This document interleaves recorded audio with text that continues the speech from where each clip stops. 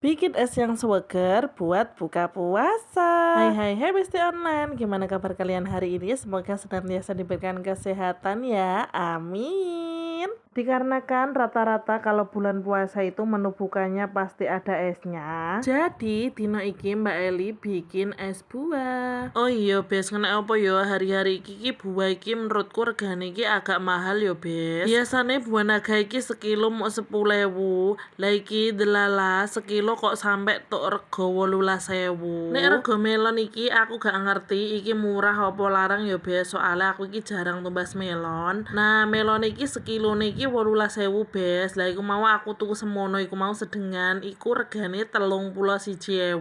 Dikarenakan aku pengen yo wes lah yo, meskipun larang yo pangga tak tumbas Bes. Nah iki aku gawe es iki gak usah kakek yo Bes, iki secukupe wae. Setelah melon karo buah naga iki mau tak kerok-kerok, nah iki aku yo tumbas nata de coco iki semene iki regane 15.000 Bes, iki tak nggo campuran es e. Semono uga iki mau yo nata de coco niki gak usah kakek, secukupe wae, pokokane diciduk saitik-itik ngene Bes. Setelah iki mau kabeh wis dicampur, iki terus tak kasih sirup. Lah sirup iki wis setahunan Bes, tapi yo gak kadaluwarsa lah yo, nyatane tak ombe sudah aku yo gak mendem Bes.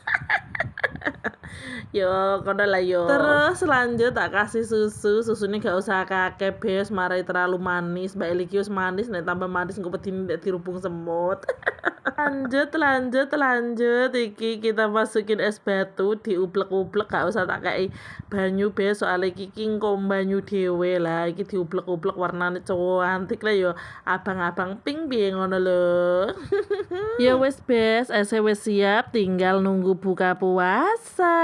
Iki diseruput mesti seger tenan Bes.